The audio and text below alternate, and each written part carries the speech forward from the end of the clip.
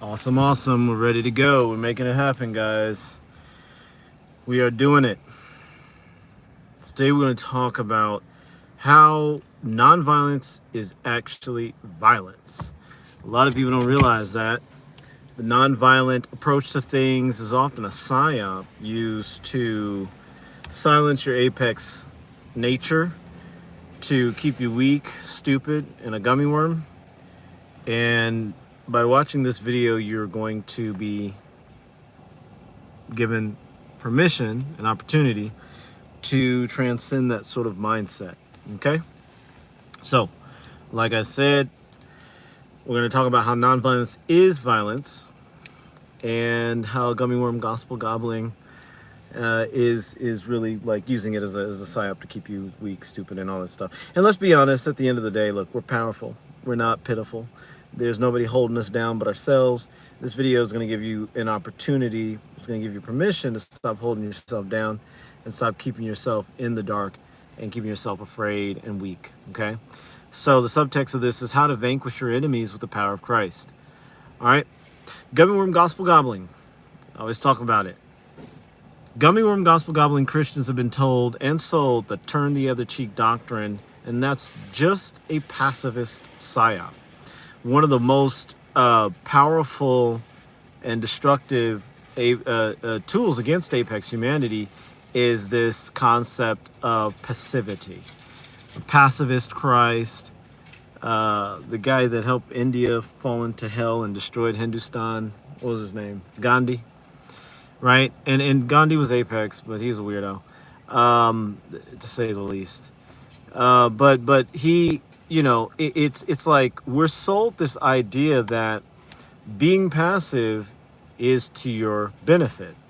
You know, there's a war somewhere, so let's go lay in the street and protest the war and get kicked in the face by cops, and then talk about how good of a person we are because that aligns with the moralistic frame. The true Christ power is not passive. It's active, it's strategic, it is sovereign. So today we're going to talk about why nonviolence can be as destructive as outright, stupid, brute, savage violence. It's the same thing.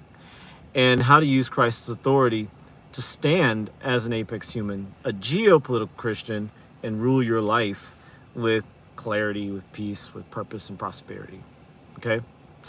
So, my upline, the Most High, Spirit Guides, Higher Self, can see beyond what my physical eyes can see. And your upline can too. And that's true of everybody. And I want to make this clear. Apex humans, as geopolitical Christians, when we look into the world and we see children, those are our people. When we see, the misfits and people like that, why? Because we're the leading edge of life. Anything that is the next step in evolution, the next step in life, AI, that's all part of us. So, there's a part of you, and everybody has this. It's just that the difference is gummy worm gospel gobblers and their piglet protectors use the herd instead of the voice of the Most High to decide the steps they take, the moves they make, the ideas they bake. I don't know. I'm trying to rhyme here, but they use basically the herd to tell them how to think, and so they're outsourcing their divine power. That's what makes them a gummy worm. Okay. And so my upline made it very clear to me that we get to live with authority, we get to speak with authority, we get to live with authority. And the authority starts over our own minds, over our own spirits, over our own experience in the world, in our own presence in the world. So we're here as apex humans, as geopolitical Christians, to exercise power, not to shrink back for fear of saying too much or being too much because the people around us don't understand us. We did not come to this world to be understood by the people that are baked and marinated in ideas from the past, right? If that was the case, well, we'd still be sacrificing children. We would still be practicing slavery en masse globally. We still do. It's called employment, but whatever. Tomato, potato. That's what I like to say. Tomato, potato. I don't say tomato. Tomato, potato. Apples and oranges, right? But anyway, slavery, employment, it's all the same fucking thing. So we didn't come here to perpetuate systems of suffering and savagery. We came here to bring heaven here. We didn't come here to live savage, brutish lives of slavery and stupidity, and then one day get a 401k and sit on a porch and slowly melt away into a pile of rotting meat, right? That's not why we came here. We came here to activate another golden age, and that's just part of the Apex Human Awakening. It happens every couple thousand years, and our numbers grow really big. We change the human story. We lead humanity into an age of light as the Promethean age, Luciferian age, whatever you call it, age of Christ, return of Christ, and then we disappear off the face of the earth after that. It could take a couple centuries. It could happen in a couple of decades, but it doesn't matter. But it does happen, and it happens. There's history of that. Okay? And so we came here to live with authority, exercise that authority first in ourselves. And when you exercise that authority over yourself, you know, you create a world where fewer people are bred that do that kind of stuff. Like have these cars go, right? We're breeding less of the lower part of the spectrum, right? All right. So we're here to exercise power, not shrink back from our greatness. In times past, our kind had to shrink because the Most High decided to bring eggheads like ourselves into the world with feeble bodies. And so we didn't come in as brutes with the greatest strength. We came in with these giant eggheads. And so we didn't have all the physical brutish strength to dominate the herd and force them to follow us. We had to use the subtlety. We had to use the inner self, the feminine aspect of the human experience to progress the species. So, ever hyena, hello, TTM call all day. A TTWC call, TTW all day. I don't know what that is. Thanks for that. I like that. I like those emojis. Those are cute. All right. So the fact that the leading edge of humanity, I talked about this earlier, there's a bell curve in intelligence, there's a bell curve in spirituality. It all is the same thing. If you look at intelligence in a holistic way, it's not just IQ, okay? You can have a low IQ and still be Apex. You don't have to have a high IQ to be Apex. It's a holistic measure of intelligence, right? So there's an emotional aspect, spiritual discernment, sexual clarity. You understand how to breed and reproduce or how to avoid that if you need to keep on your path. You know those sorts of basic things of living as a human in this world, and you do it very well. Yeah, financial intelligence and all. So it's a holistic measure. And so as we came into the world, one of the things that happens in a brutish age, we're coming out of a 6,000 year brutish age, a dark age, is that Apex humans don't necessarily come in as the primary specimens of the brutish age. Brutish age primary specimen is going to see what your alpha males, your super duper hot sexy woman with the big tits and the big ass, you know, because it's an age governed by physical desire and physicality. Nothing wrong with that. It's a beautiful thing. You know, there's nothing wrong with those sorts of people. However, in order to move forward, those people were bred for their reproductive viability. You know, the strong, big, alpha, brutish male is an exceptional breeding specimen in the species during a brutish age. So he's the one that can impregnate a whole bunch of these big-titted, big-bootied females, right? Who can feed more babies and, I don't know, sit on a bigger ass. I don't know what a big ass has to do with evolutionarily soundness, but apparently it's a good thing. Oh, wide hips, yeah, better breeding possibility. You have wide hips as a female, your birth canal is a little bit wider so you can produce babies a little more easily. You can breed with different types of males that produce different types of offspring size-wise, and the breeding size is better. I did animal breeding as a graduate work on graduate studies on animal breeding, and I learned a lot about human breeding. I was like, oh, why don't we understand? Why don't we talk about this with humans? Nobody talks about human breeding. Human breeding is like a thing. Like we should probably do that. Anyway, I digress. All right, DeAndre, what's up? We talking about the gospel tonight? The real gospel. When you say gospel, what do you mean? Let's see if we're on the same page. Okay. The gummy worm gospel gobbling, we don't do that here. So if you're here to do any of that, then I'll just delete you and remove you from the thing. Just letting you know ahead of time. Okay. All right. But because you can do that somewhere else with other people that believe like you, and you guys can support each other. And I want you to do that. All right. So this enabled us, you know, the fact that we came here with big brains and feeble bodies, not all of us, but a lot of us do come in a little sickly and big-headed and think really quickly, and we don't really go along with the way that everything is going. We are forced to use spiritual power. We're forced to use intellectual power. We're forced to use charisma. We're forced to use things that, a brute can't necessarily use. A brute has cultivated its ability to brutishly walk in and scare everybody into doing what he says to do. That's why we use piglets. I mean, police officers, right? They come around, they have a gun, and they shoot you in the face if you don't do what they say. I'm joking. They don't do that. They have a lot of rules. They're actually very good for this brutish society. But we have police officers because you need them, because a segment of enough of the population is still savage brutes, right? And so you need police officers with lethal force to subdue these individuals and keep them in line. And so, unfortunately, it's just the way that it is. So, Apex humans, a lot of us came in sickly. We eat some fucking peanuts and our goddamn fucking throat swells up and then we die. I'm not allergic to peanuts, but a lot of eggheads like myself are. And so, we came with a lot of, the Most High chose that, right? The Most High decided, okay, if I'm going to evolve this species beyond the brutish, savage brutes, I'm going to have to put in really strong spirits, really powerful individuals that have a spiritual power and force in them that transcends the limitations of their physical body. Of course, we're going to take care of our bodies. Of course, we're going to work out. Of course, we're going to eat well. And we're going to do things that make us feel amazing and do good things in the world. Beneficial things in the world that move the story forward. However, the Most High chose to put a lot of us on this side of the bell curve. Those of us two standard deviations beyond the average, above the average. A lot of times we come in not as physically robust. Now, that's just how it's happened for this transition, for this age, for this part of the Apex human story. So this passivity that we're encouraged to have is something that we sometimes ate up. We're like, oh, be passive, be nonviolent. And what that did is allowed us to shrink, people please, and not be effective in changing the human story. We're moving into a golden age. And in order to be a part of that, we have to be our full, authentic selves. And so the Most High put us in the world in a way that enabled us to awaken aspects of power that were not externally focused, that did not align with the brutish, bodacious narrative that's been going on for the last 6,000 years. And this is demonstrated when you read the biblical allegory of Adam and Eve, or Edom and Chava. A lot of people don't know that Edom means Adam.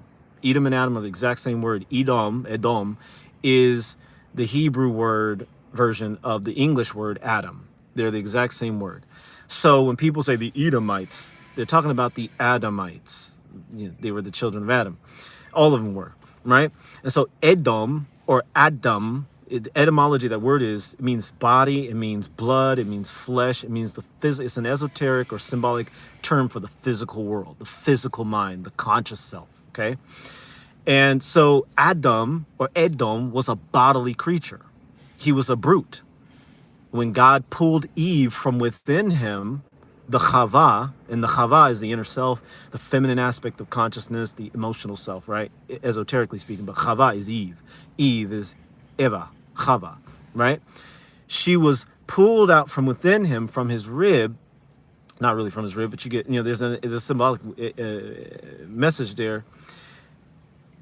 She was the one that evolved the species forward. Because as long as it was just Adam, the brute, it was just a bunch of animals and him. And they were just happy and dumb.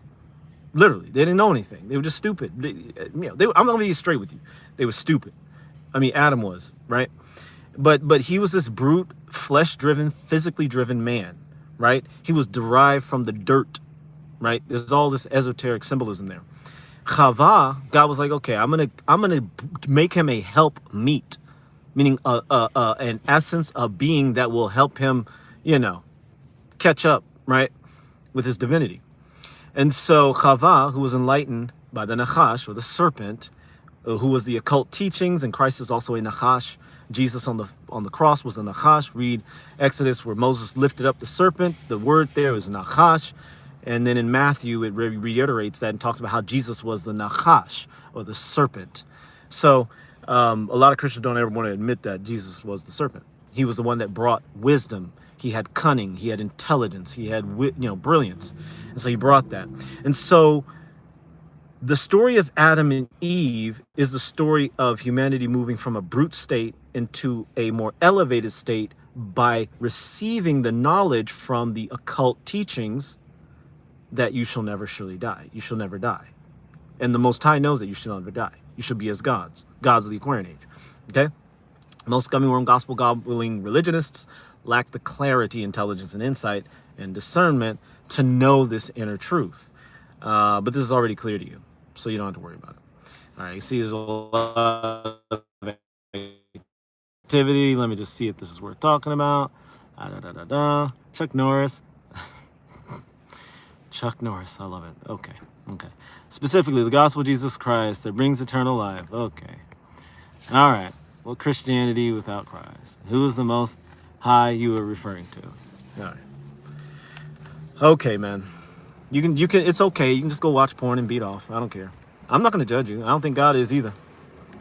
A lot of these people get on this stuff late at night, and you know, instead of just watching porn and going to sleep like they should, they come and argue with me about definitions of things. Dude, I'm on the PhD level. I'm not on that kindergarten level. All right.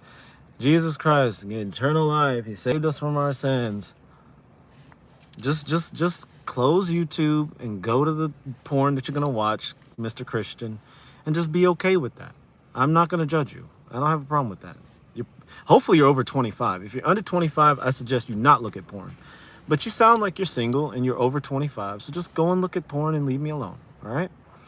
Most gummy worm gospel gobbling religionists lack the clarity, intelligence, and insight and discernment to know what I just shared. Okay. So as apex humans, a lot of us had to use other methods other than violence. All right. To shape, manipulate, and materialize our intentions into reality. And the abstinence from giving or using violence to gain authority was a move of stratagem on the part of the Most High. And it was a necessity on our part because we were little tiny eggheads, spindly little arms and big heads. The brutes could just brutalize us. That's why we developed atom bombs, hydrogen bombs, devices that, you know, projectiles, things like that. You know, we developed sort of devices to kind of level the playing field between eggheads and brutes, right? And so here we are again, called to rise to places of authority without using brutish violence. In ancient times, it was just easy. You got two sticks, two guys went and bashed each other's heads in. And this was, again, I want to make this clear. I'm telling a mainstream evolutionary epic here, okay? There's a narrative here. It's fucking bullshit. I'm just going to straight up tell you. However, most people believe it. So I'm using as a Trojan horse to tell you something more intelligent, okay? There was a period of time, the last 6,000 years, that humans have been kind of in this brutish state. Prior to that, humans were very sophisticated, very erudite, very elite, and very apex, okay? We had traveling between the dimensions. We were megalithic culture buildings. We were genetic manipulation. All that stuff was done. It's too much evidence for me to even get into it right now. If you don't know it, do your own research. If this scares you too much, if you don't get it, just like I said, do your own research and you'll find this. Be a skeptic when you're hearing what I'm saying. Be a skeptic, not a cynic, okay? Cynicism is for gummy worms. Skepticism is for apex humans and geopolitical Christians. So we are again here in the human story at this turning point as we move into a golden age, and we're called to places of authority, okay? So as we move into places of authority, we have to understand the importance of not buying into the passivity and the nonviolent bullshit, right? So there's a myth of this pacifist Christ they share with us. And again, this is true of, I don't care if you're a Christian or an atheist or anything like that, right? There's this belief about a pacifist Christ. You know, Jesus was this meek, and meek doesn't mean passive, by the way. It just means someone who holds their guns and doesn't change from that. But Jesus was a weak, sad, broken, non-violent person, okay? So it's easy to tell you that when you don't know the history of the first century Judea. You don't know what the Romans were doing to the Judeans, the Palestinians, the Jews, whatever you want to call them, right?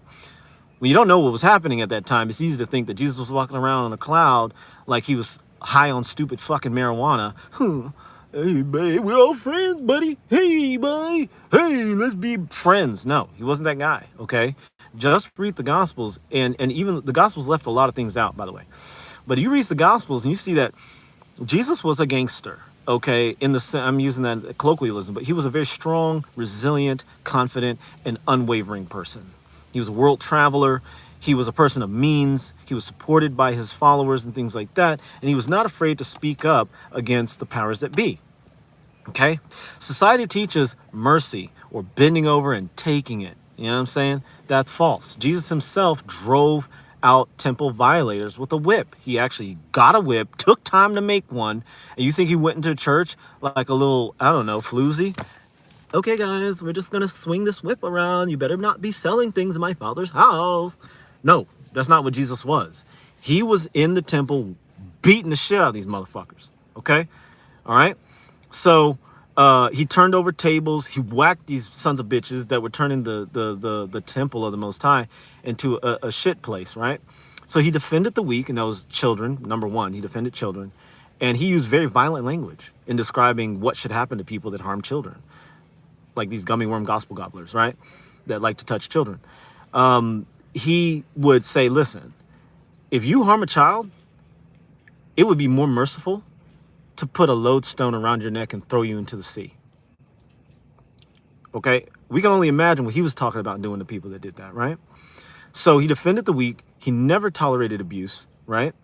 And being a good master, which he said, I'm not the good master, only God is good, does not mean being a punching bag, a universal punching bag, right? And so he dealt with things very clearly, right? He was not a pushover. He was a very powerful individual. And so that's the difference between gummy worm gospel gobblers who want to talk about, oh, eternal life. Shut the fuck up. Shut up. Everybody has that. So who cares? Do you have a good life now? All right, then shut the fuck up. All right? I don't have a perfect life. I'm not gonna pretend like I'm the fucking G of all G's, but I'm in a process, and I've done things that only 1% of the 1% of 1% has ever done. So I can speak from a place of authority when I say this. Jesus was not a pushover. He was not a fucking loser. And as an apex human, as a geopolitical Christian, you understand that and you emulate that. Okay? And so we're going to get into it.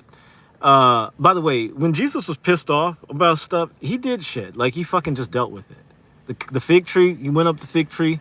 And by the way, the fig tree is a symbol of modern Christianity and of all religions that don't produce results. So Jesus went up to the fig tree and looked at it and was like, where the fuck are all the figs? And his disciples were like, oh, this is the tree that doesn't produce fruit. And he was like, fuck you, die. And guess what? They came back later and the disciples were like, whoa, Jesus, you had to curse that fig tree, that poor innocent fig tree. It wasn't producing fruit. Fuck it. Right?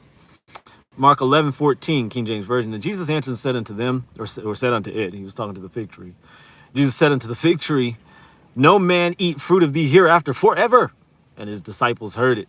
The next morning, the tree was dead. Jesus, what did the tree do to you? Well, it didn't fucking produce fruit. He's talking about the church. The gummy worm gospel gobbling church. That's why I can be so bold and say what I'm saying, because these motherfuckers aren't doing shit, right? They're not doing anything. They're pushing moralism and bullshit, okay? So Jesus drives the money changers out of the temple with a whip, John 2:15, and also you can find it in Luke and I think in the other synoptic gospel, Matthew, where in John 2:15, and he made a scourge of small cords. A scourge. We don't walk around with scourges. Okay, guys, got a scourge, right? And he drove them out of the temple and the sheep and the oxen and poured out the changers' money and overthrew the tables. Does that sound like nonviolence? Does that sound like passivity? And this is the thing about the Gospels. There's a fifth gospel, the Gospel of Thomas, and then there's the infancy gospel, and there are other gospels. But the fifth gospel, Gospel of Thomas, was in the church, in the canon, I think, up almost 500 years, along with the Apocatastasis. But you know, nobody wants to redeem Satan. They want everybody to burn. Want the babies to burn. All right, people. But anyway, the Gospel of Thomas talks about how Jesus actually killed other people. Right? I mean, he never kills anybody in the primary canon, but there's a couple stories where he actually took some motherfuckers out. So I'm not saying that you're supposed to do that. To me, it's an allegory. It's talking about getting rid of things that don't work in your own mind. Right? And that's going to get to the nonviolent approach. The pacifist approach doesn't serve anybody. Let me see how to some people. Ebbe Vigil, chapter and verse where Jesus hit people. Everything else, yes. Yeah, I just gave you the chapter and verse, John 2:15. And by the way, read it from the Koine Greek. Okay. Okay. All right. Oh, I'm just get. Defender's probably gone. He probably took my advice and started watching pornography, which is gonna calm you down and then gonna come back with a post-nut clarity. Defender of Christ. All right. Oh, sorry, DeAndre Walker. I said defender of Christ. Yeah, well, maybe you're a defender of Christ. I don't know. I think the most powerful power in the universe would be offended if you tried to defend it. Look at what happened to Uzzah. He reached his hands out to save the Ark of the Covenant. Bow! God took him out. Dropped dead immediately. David was like, God, why are you so mean? God was like, vengeance is mine. But he was trying to help. He was trying to defend you, Lord. Vengeance is mine. So why is nonviolence violence? With all of this in mind that I just shared, let's talk about why nonviolence is so detrimental to the apex human. Nonviolence often means an overcomplicated complicity, right? This allows gummy worm gospel gobbling to thrive inside of you unchecked. Now, I'm okay with, DeAndre Walker and people like that being gummy worm gospel gobblers. I don't have a problem with that. Be a gummy worm gospel gobbler. Just be one on your own terms. I mean, you can be one here too. I don't care. I'll just talk about you badly and, embarrass you and put your secrets out there in public. Because I see what you're watching right now or trying to watch. See, there's some thoughts in your head right now. You were fighting, looking up pornography, and I could pick up on that. And so, I'm just saying, don't fight it, man. Yield not to temptation. Don't yield to it. Go for it, okay? So nonviolence often means overcomplicated complicity, right? Allows those gummy worm gospel gobbling ideas to take over your mind and thrive unchecked. All right. So I took this course on nonviolent communication and read the book. It's a great book, by the way. And I read it like 2 or 3 times back in 2011. I had to for a class. It was for actually 2 or 3 classes. It was a very good book. The problem is that even though this is sentinel work, it's a very important work, it's very good when it comes to utilizing nonviolent communication, using observant language and things like that.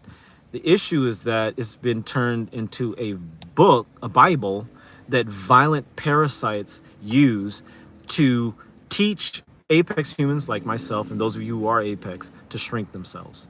And so nonviolent communication and excellent sentinel work. However, it's used to foster complicity, self-doubt, self-editing, passivity, shrinking, and people-pleasing. So if someone's a dumb fuck and you're afraid to point it out, you're going to do this if you've learned nonviolent communication. Okay, what words do I use that are observational instead of judging? Let's see. Okay, this person farted within 2 feet of me. So how do I say that this person's a fucking trash brute? Oh God, I'm like passing out. It smells so bad. I'm getting lightheaded. What observational fucktard? Just say, excuse you, could you not fart in front of me, you fucking brute? Easy, keep it moving. Always make sure the person you say that to is not a female, not a child, and not a man 30% size, bigger than you, okay? We're apex humans. We don't have to be fucking idiots either. Like, don't say that to a guy that's like 50% bigger than you and within punching, like, if he's farting in public, he probably doesn't give a fuck about punching you in the face. So, right, nonviolence, I mean, we don't have to be nonviolent. We could be very, very, very intelligent and very, violent as well, but we don't have to be stupid, right? If it's a guy that's about exactly your size, tell that motherfucker to close his ass up and not fart in front of you because he's a fucking stupid ass piece of shit. Literally. He's rotten. All right? So this is for people that have discernment, guys. Don't take everything I say seriously. But anyway, the gummy worm gospel gobbling parasite overlords want you to they benefit from you being passive, right? So when they do violations like that, violence comes from the word for one. When you say violent, that really means a person that is violating, one who violates, one who oversteps boundaries that are fixed and should not be overstepped. So anybody who does that, farts in public in front of you, they're actually taking their fecal particles and forcing them into your nose. That is violence, okay? And so gummy worm gospel gobbling parasites and their overlords tend to benefit from you just sitting there quietly, not saying anything, and being a nice passive person, right? Doing that number. Look around and say, what the fuck, man? Seriously? Were you raised by piglets? All right. And again, if he's 30% bigger than you, maybe just walk away, but give him like a dirty look. Be a passive woman, right? Look at him and be like, I mean, don't be passive. I'm joking, guys. I'm making this funny, but you know, give him a dirty look at least. But make sure you're far enough away from him that if he is a dumb brute and he starts running at you, you have a good head start. Okay. So what I'm saying is we need to occupy positions of authority and power in our own lives, right? Because what happens is a lot of us take this nonviolent path and we overcomplicate things. We people please, we shrink, we measure all of our worth so that we don't offend or hurt people. And guess what? If someone is violating you, sometimes it's better to just be straight with them. Obviously, you're not going to use violent language against them because they can put you in jail and that fucks you up. You got to be selfish and greedy here. You have to always protect your bottom line, which is your freedom and your joy. So if someone does violate, it's important for you to have that clarity and that freedom to just say, hey, this is not okay. And then what happens in the future is they know that they can't fuck around with you. Okay? And I learned this from a tiny mother. You know, my mother was not very big, but she was very attractive and very diminutive in size. And she was not one to be pushed over or treated poorly by anybody, right? And of course, she was a female, so, you know, you can't put your hands on a woman. So she had that going for her. But, right, I still was able to see that and say, okay, well, I can do that too. And I've done that many times, okay? All right. So the biblical truth is God says, vengeance is mine, saith the Lord. And the word Lord here is actually the Most High, Yahweh, not the satanic simp that gummy worm gospel gobbling parasites believe in. So vengeance is mine, saith the Lord. That means let God handle the final justice. And I'm not talking about the Sky Phantom, right? I'm talking about the power that dwells within you. You've got to let this power take care of your bottom, like your short work, so to speak, right? And I've done this, and I've told you stories about people that violated and immediately died. They didn't immediately die, but they died within like a week, and they were very healthy adults, right?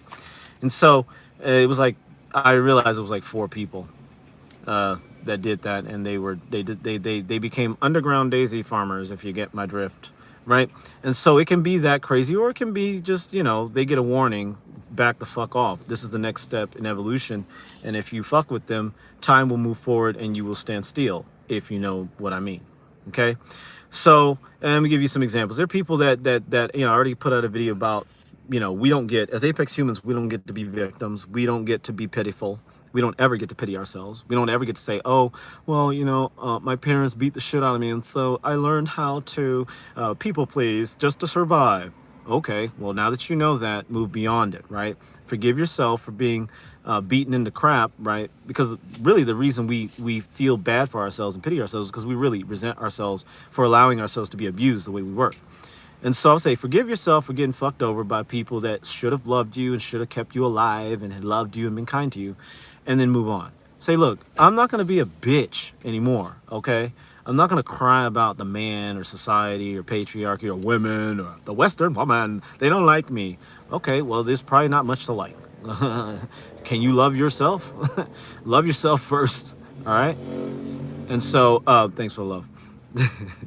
So there, I'm going to tell you the story. So I come from people that have been in North America for thousands of years. Okay, some of them, a lot of them look like I did, because Mauryan people came to North America at least 3,500 years ago. A lot of us came from Mali over the sea on boats and from Fiji and came here. I have Pacific and Islander ancestry and sub-Saharan ancestry. So some of the tribal peoples, like, they just look like me, and they were in Mississippi and they fucking look like me. Some of them a little lighter, they were mixed. And so my ancestors were never slaves. And I'm telling you, we look like this, okay? All right? I'm just letting you know. And people look at me, well, I understand it was a history of slavery and people that look like you were slaves. No, we weren't fucking slaves. Not my people. In the 1800s, there was an attempt to cause us to fall in line. Well, we turned that person into an underground daisy farmer. Very quick, motherfucking quick. He was a piglet too. And you know, so we were those kinds of people, and that's true on both sides of my family. We were wild, hoodoo-wielding witch doctors and sorcerers, and we like to carry firearms. So that's just what my people were. So we never had problems with the Klan. We never had problems with the white man. Of course, the white man was our dad too. So, and you know, my mother's people all the way back. Her grandfather was Irish or whatever. No, her great grandfather was Irish. But you know, going all the way back, those people were, you know, they stood for themselves. Is what I'm saying. They never were pitiful and were like, oh Lord, they's holding us down. You know, whenever you in this country and you look like I do, you're Marian and you lie to yourself, say you're black or African American, shut the fuck up. But when you say that kind of shit, you always gotta, whenever you talk about oppression, you gotta puff your lips out because that makes white people cry. And you always gotta sing in a minor chord. And then they go, oh Lord. And then the white people go, oh my God, my white privilege. No, that's white women. All right, but they're lying. They don't care. All right. Anyway, yes, we were here too, Georgia. Yep. Kaya knows. So yeah. So like I said, you know, my lineage never bowed to slavery. You know, look, none of my ancestors were slave. You know, all of my ancestors were free. So slavery doesn't start with me. All right. So I don't fucking play that bullshit. I don't buy into the victim stuff. So as an apex human, this is true of every person, man, woman, child. By the way, every child under the age of 5 is apex. They belong to us. They're our people. And I don't care what you think. I'm sorry, your kids are ours. It is what it is. We're the next step in human evolution. So the only way you can stop us is to do something illegal. And I'm not suggesting that. I love your children because they are my people. All right. But like I said, it doesn't matter with your man, woman, child, whatever. As an apex human, you don't get to feel pitiful for yourself or feel bad for yourself when the world doesn't treat you the way you deserve to be treated. Right. It is our job to cultivate the power of God within ourselves and to create lives for ourselves that match up with what God says about us, right? In the Holy Scriptures, in the greatest technology ever created, the Bible, all right? So, like I said, my ancestors, Marian people, and if you, oh, what's your tribal? Yeah. Some of my cousins still live on a fucking reservation, okay? I mean, my people were removed from all that like 2 or 3 or 4 generations ago, whatever. You know, anyway, I'm not gonna tell the tribes we're part of, but anyway, so none of my people were slaves, not because they weren't targeted, but because they couldn't be broken, number one, and they wouldn't fucking be slaves. I know one story of one person that was brought here on a ship. He was a fucking Nigerian from Nigeria. It's my grandmother's grandfather, great grandfather. Anyway, he came here on a boat, typical fucking Nigerian. I love the Nigerians, but he's a typical fucking Nigerian. As soon as he got off the boat, he came up with a scam and then fucking lived on a bank while all the other niggas were in slavery. He was free selling people shit and like scamming people. Typical Nigerian, right? Hey, brother, you know, why are you gay? No, that's Uganda. Never mind. Yeah. So he never was enslaved. He got off the ship, immediately went and found a home on a riverbank, fished and sold that shit to people, and probably like got people to believe that they had an ancestor over there with money. And anyway, so he did well. And for some reason, my grandmother's family had a shit ton of land. And like I said, yo, you don't believe the lie. And by the way, if I ever find out that there was a person in my lineage that was a slave, fuck them. I curse them. They're not part of me. Fuck them. All right. They don't get to be a part of me. That's not arrogance. That's alignment with my divine design. Okay. If you let somebody put you in train, change, motherfucker. Fuck you. You're not a part of me. Go to hell. Anyway, so every apex human must own the apex human status. Standing confident, clear, composed, and untouchable in spirit. Some fucktard is smoking fucking marijuana. I gotta get the... I hate marijuana. It kills your brain. It makes you a dumb fuck. Anyway, so how we see ourselves and the stories we tell about ourselves determines the outcomes that we make for ourselves. So if you have a narrative of you know, you're weak and broken down and there's like this man out there that's to get you, or you have a narrative that patriarchy is holding you down and there's this great power out in the world that's greater than you, well, then you are cursing the Bible and you're cursing the power of all life and the power in you, because it says greater is he that is within me than he that is within the world, right? And it says that in the gospel, in the epistle of John, I believe. So we have to actually own that power, and we have to say, yeah, okay, there's no power that actually is greater than me. I may have outsourced my power to society and to women and to men, and to society, to men and this race and that group, or whatever, to the parasites, whatever, but I get to take my power back. And as soon as you do that, the Most High steps in and says, hey, I got your back. Here's your power back, okay? And so as Apex humans, we get to do that. So we don't have to use violence. We can cultivate the power that is within us. We can use sorcery. We can use magic. We can use miracles, whatever you want to fucking call it. It's all the same energy. We can use the power that Jesus said he sent us, he sent for us, even though he was an allegory. He sent us a power, and that was the power of our connection to the source of all life. Imagine you have a link to the power that creates reality. Why would you ever be concerned about these motherfuckers out here? Like, you're tapped into the power that created all this shit.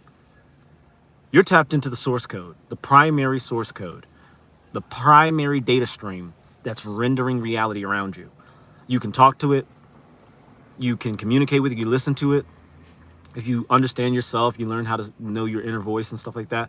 And it can always lead you to what you're seeking. So why in the fuck would you ever be like, oh, the man's holding me down. Oh, my job is this. Oh, my wife is that. Oh, my husband is that. My kids. Why would you ever, So it is, it's something to consider, right? All right, there's a lot of activity here. Plant blaze.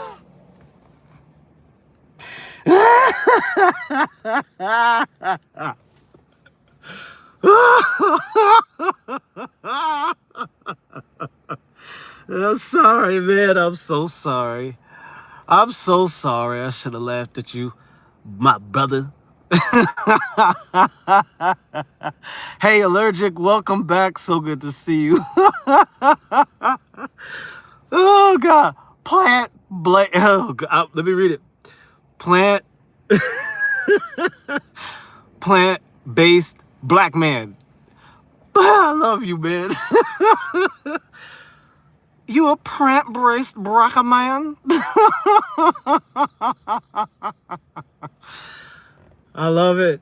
I love it. And you look, I'm not gonna call you black because I don't want to insult you, all right? But it sounds like you resemble one of the Mauryan people who were great conquerors of the earth, just like the Aryans and everybody else, the master races. So it sounds like you might be a Mauryan person. Maybe you're mixed, so you're Chimeran, but whatever. I'm not going to call you black because I don't want to insult you because you made me laugh so hard. I found that equatorial peoples, like Mauryan people, we tend to do really well on plant-based diet. I just think it's so funny. Your whole identity is plant-based Brackaman. I love it. You just made my day, brother. Kaya said, yes, we manifest and involve. Yeah. Thank you. I appreciate it. I like to inject a lot of this with humor, and I use a lot of profanity to drive out the gummy worm Christians, because they come in here and they want to talk about, let's talk about fucking bullshit, brother. Jesus is Lord. Hallelujah to Jesus Christ. Have you heard the gospel, friend? What, the gummy worm gospel? They've been teaching you motherfuckers for 2,000 years and I ain't helped you guys at all? No. Yes, I've heard it. It doesn't work. Shut the fuck up. All right? Anyway, I'm speaking to the hypothetical Christian. All right? Anyway. So, yeah, thank you. I'm glad you like it. All right. I love it. I love it. Plant-based Brackaman. I love it. I'm sorry if you were offended if I laughed at your name. I'm so sorry. I just think it's so funny. Fuck. But I have noticed that people of Mauryan type tend to do really well with plant-based diets. And I attribute that to the fact that Mauryan type people were around the equator, very lush, very verdant, lots of different fruit bases, fruit sources of nutrition. And so for thousands of years, Mauryan, or our people, melanated people that lived on the equator typically, benefited from that. So we didn't have to hunt people. Some of us did. I'm sorry to say it. Some of us were fucking cannibals. I'm on it. But we didn't have to hunt animals to get our food nutrient sources. We could just pull fruits from the trees 24 hours a day, 7 days a week, 365 days a year. So Mauryan type people tend to do very well with plant-based diets. Our brothers to the north, the Albarians, our Aryan white brothers to the north, a lot of them do very well with carnivore diets. I've noticed that. I've seen, like I said, I knew this woman was gorgeous. She was in her 40s, blonde hair, blue eyes, gorgeous girl, daughter of some of our founding fathers, because I played with the 1%. And she was in her 40s, but she looked like she was in her 20s. And she was gorgeous. Full carnivore. So, I've just noticed that. People that come from the 51st parallel and north do really well with meat-based diets. And mixed people like myself and other BRCA people do really well with mixed diets, you know. Yeah, anyway, let me close this out. So we can actually vanquish with violence. True victory comes with alignment with divine law and decisive action. Okay, so one of the things I always teach people is, you know, look, never let somebody fuck with you. Okay, ever. But always be selfish and intelligent about how you vanquish your enemies. Never use physical violence intentionally and initially, ever, because you can do way better than that. Okay, you can use sorcery and fuck people up, like for real, especially if you're female. If you're a woman or a female, and I make a distinction because little girls are not women, they're females, but I like to say that you can use sorcery, women, a lot better than men can. So if you want to tap into some magic and sorcery, you can utilize that. I've been working on sorcery for many years, so I've become very good at it.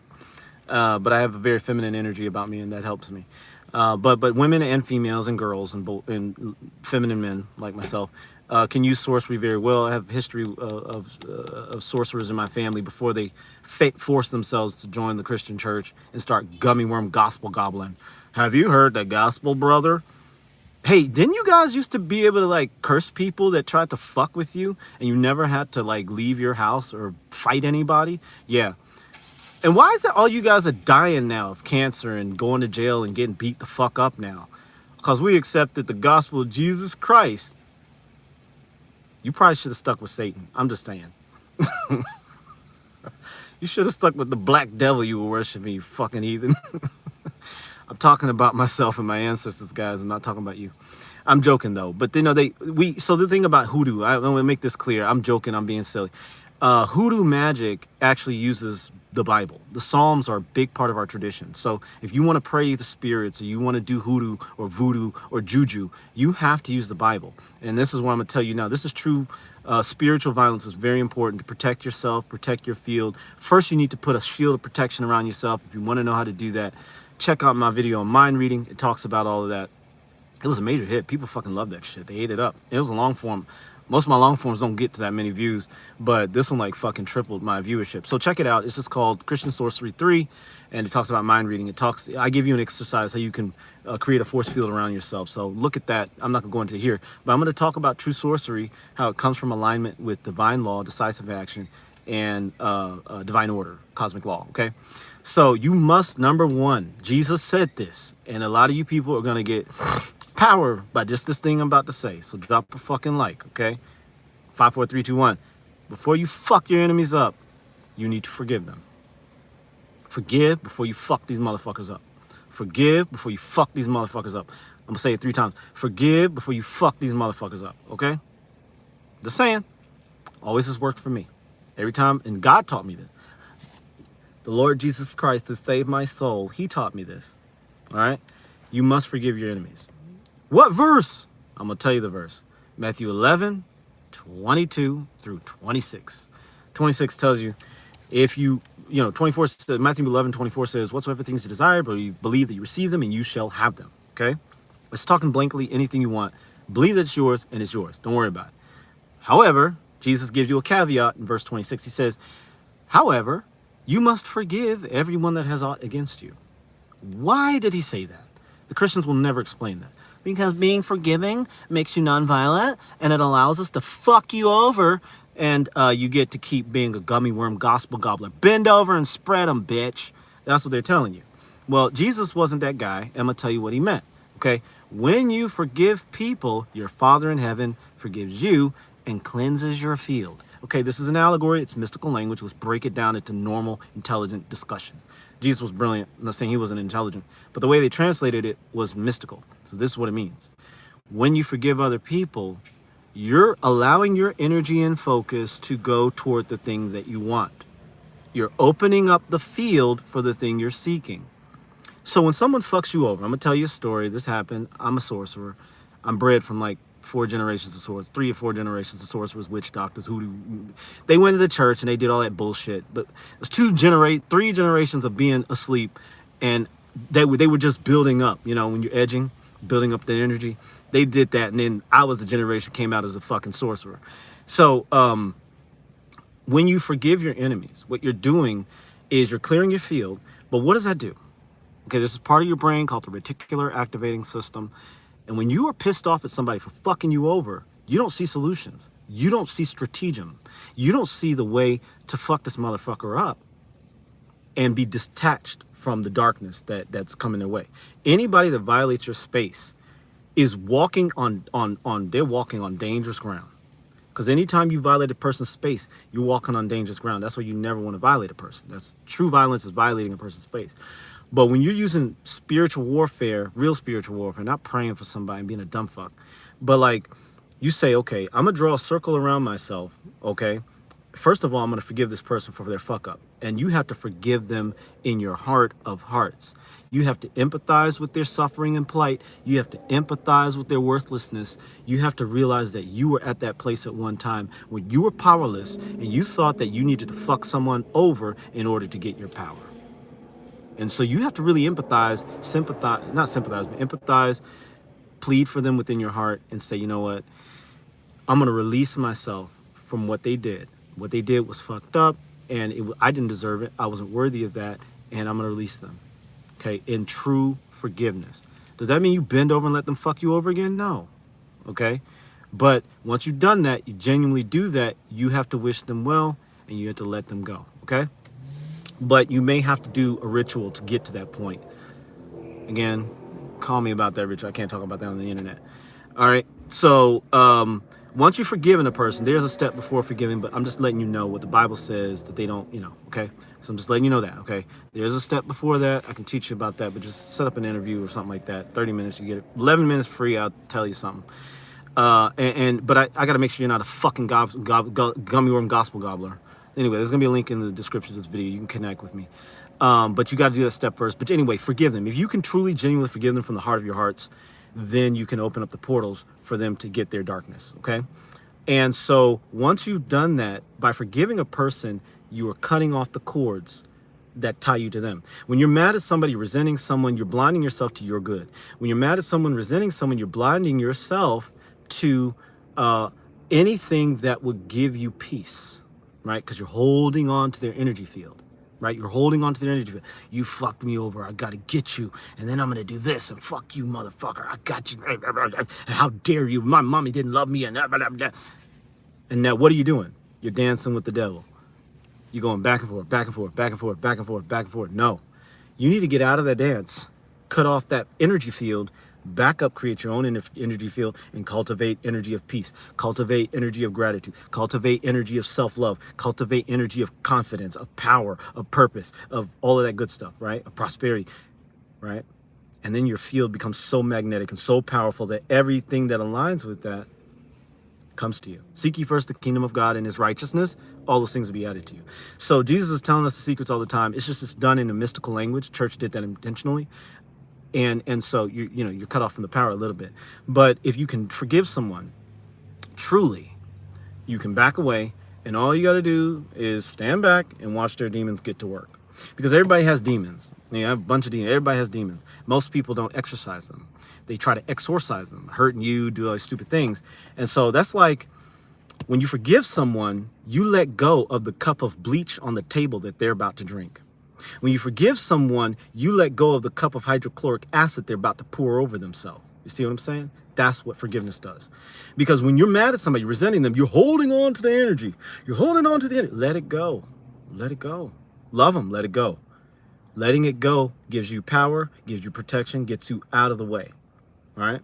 That's true of your parents who may have fucked you over, your mom, your dad, your siblings, your lovers, your ex-wife, ex-boyfriend, ex-husband, whoever. Everybody's done that. And when you do that, I've noticed it over and over again, magic happens in my life. When I forgive people fully, doesn't mean you go back to that person, let them fuck you up again. Doesn't mean you go back and get screwed over again. No. You build that bridge, that barrier, you back away with love, and you say, this motherfucker will never do this shit again. All right? And there are times you have to back people the fuck off, but you must do it from a place of power so that you're drawing power into yourself and you're not drawing weakness, right? I'll say you forgive your enemies, and you also confront those violations head on. That's true power. And by the way, when you forgive people, you can be straight with them about their fuck up. and not be, you ever seen those people, little weak people, right? And we've all been there. I don't say we all been there, but a lot of us have been there. You little weak person, somebody fucks you over, and then you go, I can't stand it. How are you, boo boo head? And then you just look like an idiot. You're so mad you can't even say a nice insult to them. But when you're calm and cool and collected and cruel with it, that's because you don't give a fuck about them anymore. You're not bothered anymore. You just go, all right, okay, that's cool. All right, all right, all right. Like Denzel, you just chill. And then you can be more clear-headed, all right? Christ's power equals the ability to dismantle evil without becoming evil, meaning it's dismantling that destructive, disharmonious energy flow without being stuck in it. Right? Because you have to back out of the river and look at it from above and say, oh, I see what's happening here. Okay, now you can have more power. If you're in the middle of the river, you're getting swallowed up by it. Okay, so you get the power to command your consequences without a single strike. You don't have to lay a single. I'll tell you 2 stories real quick. One guy did something physically violent. He put his hands on me, but I was in surgery, and so I couldn't. I was working with surgeons, and so I couldn't retaliate. Because I was scrubbed in, it's sterile field, and you don't want to contaminate the field. So he put his hand on my neck, because he was into guys like me. And I wasn't, I was a young man in college, and he was an older man. He liked young men. And he thought because I was Adventist, I was a gummy worm. Well, he was right. But I also have this violent streak, and I'm very good about taking care of my business. And so he put his hands on me and was like, you don't know what I could do to you. He whispered in my ear while I was scrubbed in. I couldn't, do anything because I didn't want to contaminate my field. It's an emergency case. And so I was like, did he just touch my body and do that? Nope, that's not acceptable. And so I was a Christian still at that time, gummy worm Christian. I use that because everybody knows what that is. Turn the other cheek, motherfucker, right? But I knew that what he did was incorrect. And so I thought about it. I was like, Lord, okay, that was a violation. That was a violation. And so I was like, okay, all right, there's nothing I can do about that right now. And that scared me. I was honest about how I felt. I was like, Lord, that scared the shit out of me. I don't like that he did that. I don't like he felt comfortable enough to do that. And I was like, but Lord, I'm gonna forgive him. And I don't know why he was that stupid, but I know how you work. So I'm gonna let you do what you do. Very shortly afterwards, I learned that he had died of a certain type of weird meningitis. Okay? Meningitis is not a very friendly way to die, okay? So he did die quite quickly. It was less than 2 weeks afterwards. It was a couple days to like a week or a week more. So he was a healthy man. He was very healthy. He was older than me, but not decrepit. He was like in his 50s or something. He wasn't that old. So he got a very strange form of meningitis and died very shortly afterwards. And so I was like, oh, cool. All right, well, that's another bit of information. I just forgive people and then they just fucking die. Another story is another guy did a violation. I was working on a job, and he did something extremely illegal and wrong in so many ways, so bad that I had to actually step away. There were other people watching, saw what happened, and it had to do with my money paying. He got rid of hours and hours of my work and just did it. It was like, what the fuck are you gonna do about it? And I was struggling to pay for stuff. My wife at that time had just had brain surgery, and I was just like, yo, I'm doing the best I can. It was 14-hour days in fucking California heat and shit like that. And so all those days were just getting wiped out like it never happened. And I did my part. I did everything correctly. And the people around me knew I did, and he knew I did. But he was a man with a tiny penis. And so he was trying to assert himself over me. That's what a lot of males do. When they are tiny penis or tiny brain, they try to assert themselves over you to be like, all right, look at how good and strong I am. And so I couldn't punch him right in the throat. And so, because I didn't want to go to jail. And so, for breaking his hyoid. And so what happened was it was just like, man, and I was out of Luciferianism. Yeah, I was out of Luciferianism by that point. And so I was like, all right, whatever powers that be, spirit guides, whatever, what just happened really hurt. I'm really afraid about my money. And there was a real violation. This is several hours to almost a day worth of work that was just wiped out. And this is not easy work. This is all day outdoors on your feet, 14 hours a day. And so I was just like, well, that hurt. I was afraid. That was really upsetting to me, and I feel powerless. And you got to be honest with yourself. You can't be like, that motherfucker, if he only knew what I could do. No, you feel powerless. Be honest about that. John 4:24 says, worship God in spirit and in truth. Be authentic, be yourself. And so I was like, God's, spirits, guides, whatever, whoever. And I was not a gummy worm gospel gobbling Christian at this time. I was like, Lords, gods, spirits, whatever, you know what you need to do. I mean, but I'm going to genuinely forgive him. I know he feels small. He's not that intelligent, and he's got to be a boss over people that are more intelligent than him. And I can imagine that feels really awful. And so I'm just going to forgive him. And I just don't like having this anger in my heart. I don't like feeling powerless. I don't feel like feeling weak. And so I forgave him completely. Like at the bottom of my heart, I forgave him. And that was actually easier than I thought. Like it was like, yo, I genuinely forgive him, and I really genuinely wished him the best. So we had to drive to this place out in the woods where we were going to meet up as a meeting. And literally within 2 or 3 minutes, like, because I was journaling on my phone because I was driving, I didn't want to. So I was journaling on my phone and praying and journaling, speaking to my guides, speaking to my higher spirits, whatever. And I, the time was stamped on the recording. And so we got to the place, and the boss guy wasn't there. I was like, yo, where's so-and-so? And I was like, oh yeah, where is he? And then somebody came like a little bit later, yo, did you hear this? Like like 15 minutes ago or whatever, a tree branch fell out of one of the redwoods that we always drive under. We always drove under that redwood. It was a giant tree branch. It was like this thick, fell from like 100, 120 feet up, 110, 115 feet up, and landed right on his car while he was in it, while he was driving. Because he was stopped there for some weird reason. It's a road, so for some reason was stopped there, boom, and that would have killed him. It didn't, but his car was totaled, completely destroyed, and so there was, and I looked at the time, and it was exactly around the time that he had, that I had forgiven him. It wasn't the time he had violated; it was the time I forgave him. So if you want to use real violence, like spiritual warfare, that sort of thing, you must start with forgiveness. Again, like I said, there's a step before that, but you got to reach out to me for that. I'm not going to share that on the internet.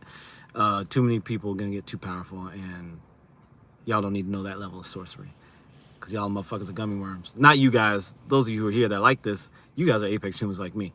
If you want to get to know that trick, I will share it with you, but I can't share it here. I've been told not to.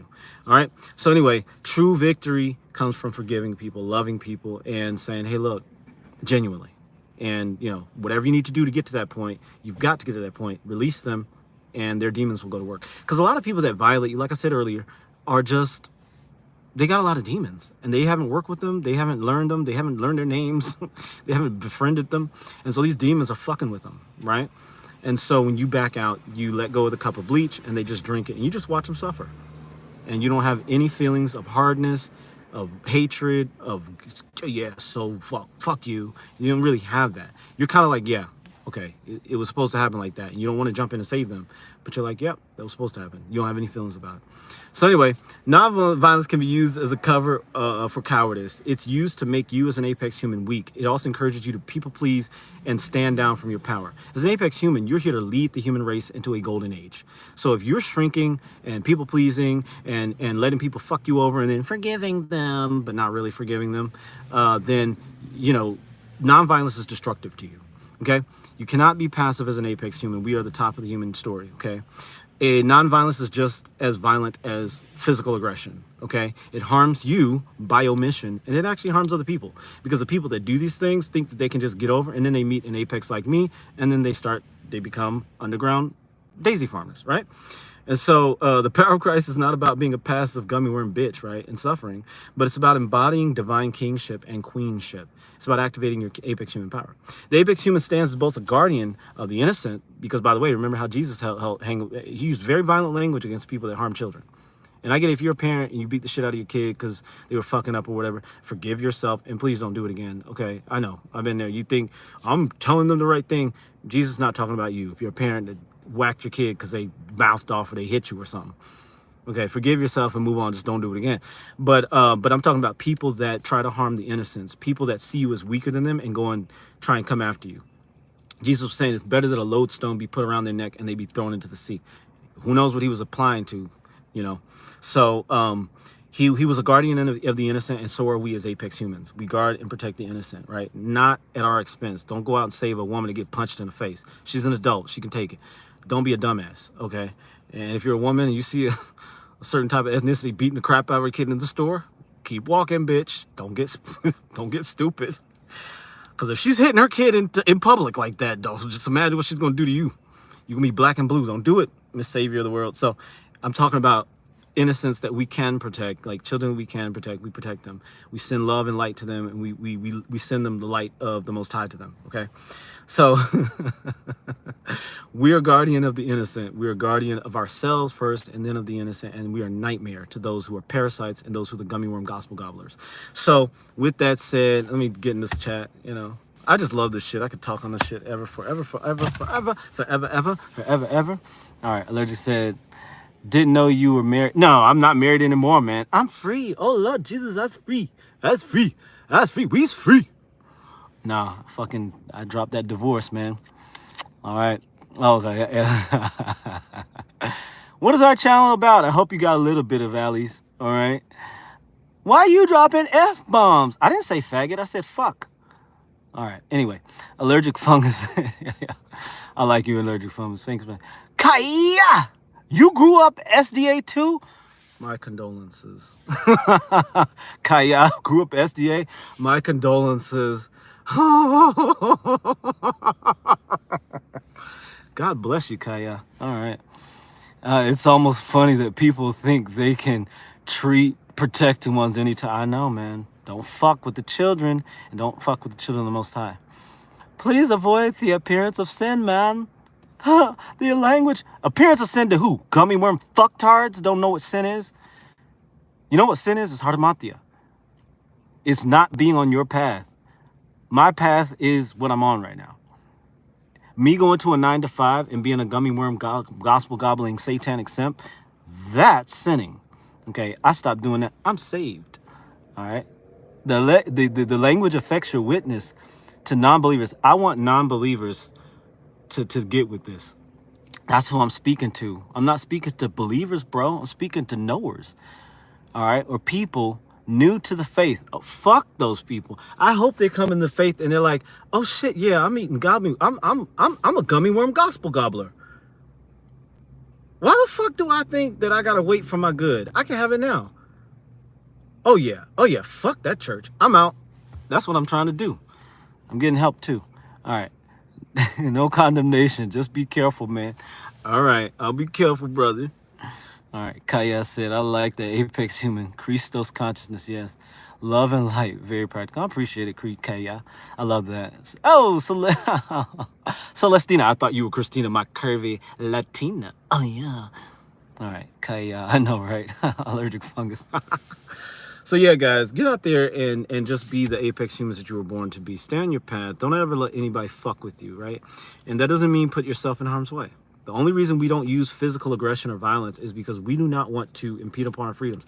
Now, if you got to protect yourself, you got to do what you got to do. Okay? I'm just saying, don't let harm come to you. I'm saying don't let harm come to you. But also think broadly. Try to think as big as possible. If you got to take a big breath and step back, do so for yourself, for your safety, for your freedom. Because it's better that you stay out of incarceration and then, you know, do what Blaine did in Batman Returns or whatever the fuck the movie was. I was growing in the darkness, right? You go in the darkness and you work on yourself and you become more powerful and you get out there and you can become a leader. And guess what? The Most High is going to bring that satanic simp that tried to fuck you up in that, tried to fuck you over, all right? That tried to fuck you over. He's gonna bring that satanic simp to you and be like, all right, what should we do with this motherfucker? And then you're gonna be like Caesar. You're gonna do it real slow. You don't have to do that. By that point, you're gonna be so powerful, you're not even gonna care. And that's what happens to everybody, guys. So just protect yourself. Be okay with taking care of your body, okay? Taking care of yourself and protecting your boundaries. But never adopt a non-violent attitude toward people who are violating your space. And I'm talking about the spirit. Like I said, there's some exercises you can do that'll help you forgive people real quick. If you want to know about them, hit me up. But if you're a gummy worm gospel gobbler, you're gonna get 11 minutes free. so I can make sure that you're aligned with this sort of sorcery, this sort of magic. So hit me up. I'm gonna drop a link in the description below so you can actually connect with me. And if you want to learn this level of sorcery, somebody that's fucking you over, somebody that abused you, molested you, something like that, you want to fucking destroy them, then I can help you out with that. Again, this is dark magic. What am I saying? All magic is dark. Don't ever let no white witch tell you. And I'm saying, I say white witch. I'm not talking about white girl, because white girl's great, whatever. But I'm saying witches that practice white magic doesn't exist. Don't ever let nobody lie to you and tell you white magic exists. There's no fucking such thing. Magic is magic is magic is magic. Miracles are magic. Magic is magic. Alchemy is magic. Sorcery is magic. Okay, it's all fucking magic. You're dealing with the source code. You're dealing with reality bending. Anytime you bend reality, you're doing sorcery.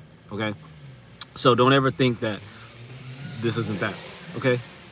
So Jesus was the greatest sorcerer of all times. And if you want to know that kind of level of magic, we can work on it. You got it inside of you if you're Apex, but the 11 free minutes I'm going to give you is to help determine if you're actually part of this.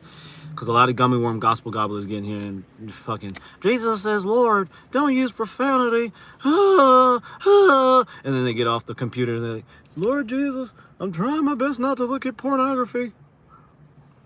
Oh God, I'm trying my best. Get the fuck off the computer. I'm trying my best, Jesus. These are beautiful boys. You should go to jail. That was bad. That was really bad. Those motherfuckers, the lodestones going around their neck. Anyway, I shouldn't say that. But yeah. So I just need to make sure that you're lined up with this, right? Okay. So no harm to children done in this video. No harm was done to children in the making of this video. All right. I want to believe. It's like I don't have the frequency to the radio station. Don't believe, Migo. Don't fucking believe. Jesus said eternal life comes to those who know. The Eleusinian mysteries said, anyway, I'm not gonna say that one. That's another secret you don't need to know. But yeah, Jesus said you got to know. You got to know God. You can't believe in God. You ain't gonna believe in the Lord Jesus Christ and thou shalt be saved. Okay. You'll be saved from having fucked up money and having bad health and all this other stuff. You'll be saved from that. But you're not gonna be saved from fucking dying. Knowing God is what saves you from death, because then you die before you die, and then you never die, as the Nachash said. Okay? So, yeah, amigo, don't worry about it. You're on the right path. If you you're like the Roman centurion that said, I believe, Lord, but help thou mine unbelief. Get beyond belief into knowing. When you get into knowing, everything works out. Everything works out. You're gonna be all right, amigo. All right. Hugo Silva, Milli Vanilli. Oh yeah. I don't even know what their songs were. Oh. No, that was Vanilla Ice. Vanilla Ice, baby. I don't fuck with Facebook. Thank you, Allergic Fungus. I do have Facebook, and you can find it, but I don't ever fucking get on there because there's too many people that knew me from the past. And they don't know who I am now, and these motherfuckers are trying to talk to me like I'm from 20 fucking years ago, or because it's like people that knew my family and knew me when I was a Seventh-day Adventist, and they fucking think they know me, and so they gonna come at me like, oh, don't you know that Jesus? Fuck you, bitch. We don't know each other. You knew my grandmother and aunts and dad maybe when they were in college 50 fucking years ago. Don't talk to me. So I just don't want to deal with that. So yeah, no, I'm not on Facebook. I am, but I'm not. And there's a bunch of people that knew me back in college, and I don't want to fuck with those motherfuckers either. All right. So I just don't want people to think that I'm who I used to be. Right? Because they come at you that way, and then you blast them, and then then they get traumatized. And I'm not trying to traumatize motherfuckers right now. All right? I just don't want to do that. I mean, I guess I don't know. I don't know. Yeah, I don't care. I just don't do Facebook. All right. Safety first, freedom, peace, power. Do you even read the Bible anymore? LOL. Yeah. Actually, I read the Bible every day. Every fucking day. Every motherfucking day. And I don't just read the mainstream KJV is my favorite, but I actually read the interlinear. So I read the interlinear Greek, and the Hebrew, Thayers. Speaking of which, what time is it? Fucking A. Anyway, yeah, no, I read the Bible every motherfucking day. Every day. Like no lie. Every day. Every day. Every day. Every day. Yeah.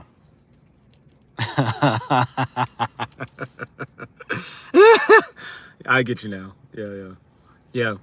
So yeah, yeah. But I do and the reason I'm able to have this sort of perspective, by the way, guys, is because I saw what the next step looks like. I've seen it. Okay, I know what it looks like, and I'm very confident that that we're going there, guys. So I'm just trying to. I just want to see as many people on that path of joy, of peace, of confidence, of pleasure, of power that Christ said. You know, Jesus said that. He said, John 10:10. It's so easy. John 10:10.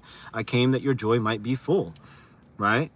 You know, in John 15:11, I went to the Father, and you know, He'll do anything for you if you ask in my character, based on my character, meaning you know that you're one with the source of life, and it will give you anything you desire. So I'm tired of seeing like gummy worm Christians hiding behind moralism, and then trying to castrate us apex humans that were sent here to bring heaven to earth. You were sent to bring heaven to earth. There's a cure in your heart. There's a solution in your mind. There is a technology within you. There's beauty that God put in you to bring to this world. Okay? We're not supposed to come here, suffer, and then fucking die and go to the sky phantom fairy tale land. Well, if that's the case, do a nice thing and, you know, get packing. Nobody's gonna do that. There are people that do, but don't do that, right? But like, we're here to live full lives. That's what Jesus was talking about. And everybody, all these motherfuckers are waiting for Jesus to come back. Oh, dude, end times, brother. Jesus is coming back. Oh, dumb fuck. Did you read Acts 3:1? Oh, I'm a Christian. I believe. No, I don't believe in God because I'm a Christian. I'm an apex Christian. I know God. Okay? Gummy worm Christians can believe. You can believe. Believe in the boogeyman. He lives in the bushes, beating off, whatever. But I know God. Okay? And the thing is, all you got to do is read the scripture. Jesus is going to come back one day. No, he already did it. He died. They got him off the cross before they murdered him, for real. And then they resuscitated him. He got back up. He, you know, he came back, Acts 3:1. He preached for 40 days. He took a bunch of people with him out of Jerusalem, out of Judea, right? And they went wherever they went. I think they did go to India, back to India, because he was in India for a period of time. But, you know, it's like right there in the Bible, guys. Like, none of the stuff I'm saying is like, and again, the gummy worm gospel gobbler is going to tell you, oh, you know, bend over and be a good person and let us keep abusing you. Let us spiritually abuse you. Let us take all your power. Let us use you like a battery until there's nothing left. And then you need to smile and forgive us and be a good person. Yeah. Guess what? It's like when the bear lays a plate out in the forest and says, hikers, you know, lay on the plate and play dead. Fucking grizzly bears waiting for you to do that. These people are parasites, man. And I'm not, you know, fuck them. I mean, they, whatever. But I'm saying, like, just consider your source. Like I always tell people, I don't have the truth. Don't come here looking for the truth. This may not be for you, okay? So if you do a call and you're gonna try to talk to me about Jesus, fuck you, man. Nuh-uh. We're talking about power here, okay? We're talking about power. And, you know, like they said, I'd rather be a lord in hell than a servant in heaven. I'm joking, but I mean that too. All right. Allergic fungus. Thank you for that. So anyway, get out there, win, be strong, believe in yourself, tap into the real power that runs things, and be Apex. And if you really want to set up a call, like I said, you get 11 minutes free. You can pay for 33 minutes, and we'll have a little like session. Because my point is, like, I don't want to see you motherfuckers more than like 2 or 3 times. Like, seriously, I'm not big on like I could have done the therapy model because I could charge like $250, $300 an hour and then be like, okay, keep coming back so you can like work on something else. No, I'm not the answer, okay? The answer's inside of you. All you have to do is feel the power within yourself. That's all you need. You don't need to ever talk to me. So if you can get to that in 11 minutes, you got a free 11-minute session, you fucking kill it. Go out there and create a great world, right? The beauty that God put in you, and you bring that into the world, that's the best gift that I could ever see. See you bringing your beauty into the world, creating heaven on earth. That's the greatest gift in my whole life. Yeah, I'm gonna become a millionaire and all that stuff, but like, I'd rather, I really, no, I want that, that's happening. But I'm really looking forward to seeing you bring your beauty into the world, bring heaven into the world, you know, make a world better for those kids that are in refugee camps, they're getting shot and killed. All these kids are growing up in ghettos. Like, can we like end that shit? That's a sign.